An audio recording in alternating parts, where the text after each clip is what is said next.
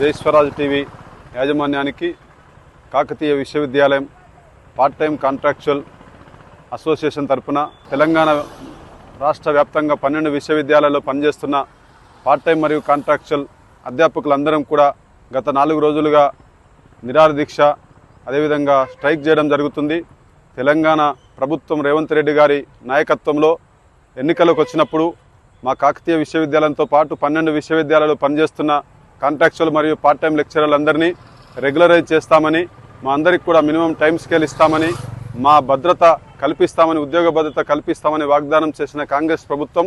ఇప్పటి వరకు గత 15 నెలలు గడిచినా కూడా ఇప్పటివరకు కాంగ్రెస్ ప్రభుత్వం విశ్వవిద్యాలయాలపై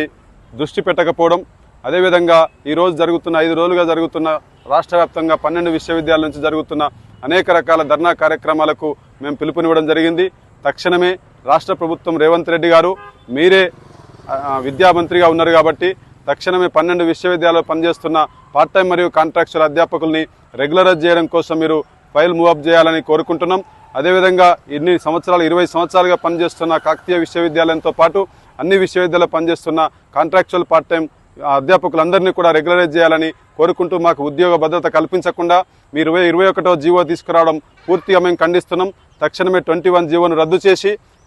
విశ్వవిద్యాలయాలు పనిచేస్తున్న పార్ట్ టైం మరియు కాంట్రాక్చువల్ అధ్యాపకులందరినీ రెగ్యులరైజ్ చేయాలని ప్రధానంగా మేము డిమాండ్ చేస్తున్నాం. మరి 12 విశ్వవిద్యాలయాల విద్యార్థులు తెలంగాణ ఉద్యమంలో మేము అందరం పాల్గొన్న విద్యార్థి ఉద్యమ నాయకులమే కాబట్టి తెలంగాణ ఉద్యమంలో పాల్గొన్న మా అందరికీ న్యాయం జరిపి విశ్వవిద్యాలయాల పరిరక్షణకు ప్రభుత్వం ముందుకు రావాలని కోరుకుంటున్నాం. డాక్టర్ విజయ్ కుమార్,